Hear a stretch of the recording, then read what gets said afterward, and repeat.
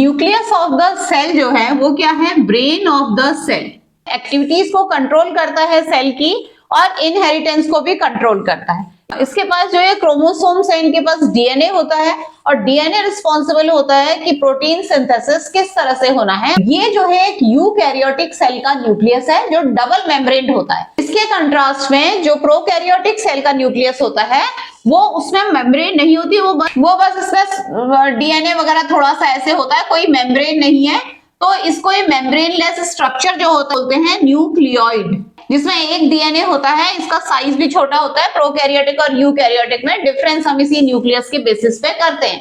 इसके अलावा जो प्रोकैरियोटिक सेल्स होती हैं उनमें सेल ऑर्गेनेल्स भी नहीं होते हैं। जैसे बैक्टीरिया वगैरह प्रोकैरियोटिक सेल्स होती हैं, उनमें सेल ऑर्गेनेल्स वगैरह भी नहीं होते, एक ही डीएनए होता है और साइज भी छोटा होता है इनका। जो यूकैरियोटिक सेल्स हैं उनमें वेल डिफाइंड डबल मेम्ब्रेन्ड न्यूक्लियस होता है। सबसे आउटर में इसमें है न्यूक्लियर मेम्ब्रेन। न्यूक्लियर मेम्ब्रेन एक डबल मेम्ब्रेन स्ट्रक्चर, बीच में जो गैप है उनको हम बोलते हैं न्यूक्लियर पोर। ये न्यूक्लियर पोर के थ्रू ना एक्सचेंज ऑफ मटेरियल चलता है। इसके बाद एक न्यूक्लियोलस है, डार्क कलर्ड ये स्फेरिकल स्ट्रक्चर जो हमको माइक्रोस्कोप से दिखता है। इसमें जो है राइबोसोम्स बनते हैं जो कि प्रोटीन सिंथेसिस करते हैं। उसके बाद सबसे इंपॉर्टेंट चीज आ गई है क्रोमेटिन मटेरियल। जो एंटेंगल्ड मास है ये अपने आप को थ्रेड लाइक स्ट्रक्चर अलग अलग कर लेते हैं, अरेंज कर लेते हैं, सेल डिवीजन के लिए तैयार होते हैं जब ये। तो ये क्रोमेटिन मटेरियल ही क्रोमोसोम बनाते हैं।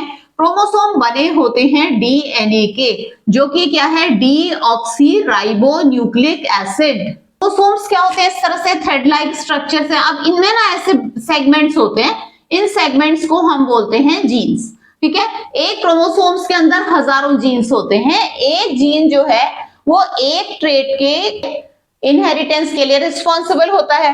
ठीक है, तो इसलिए जो जीन्स हैं उनको यूनिट ऑफ इनहेरिटेंस बोलते हैं। अब आप कहोगे कैसा ट्रेट, जैसे बालों का कलर अगर ब्लैक है और फादर का ब्राउन है और बच्चे का भी ब्लैक है, तो बच्चे ने मदर से वो ब्लैक कलर हेयर का इनहेरिट किया है क्योंकि वो जीन उसने मदर से लिया। उसके अलावा यहाँ पर एक जेली लाइक सब्सटेंस है जिसको हम बोलते हैं न्यूक्लियोप्लाज्म।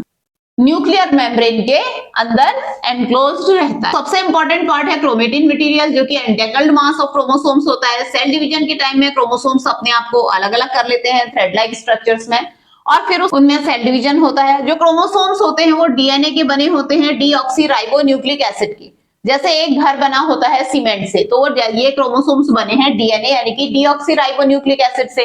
ठीक है, और जैसे घर के अंदर कमरे होते हैं बहुत सारे, उसी तरह से ये जीन्स होते हैं सेगमेंट क्रोमोसोम्स के, जो कि एक एक ट्रेट के इनहेरिटेंस के लिए रिस्पॉन्सिबल हैं।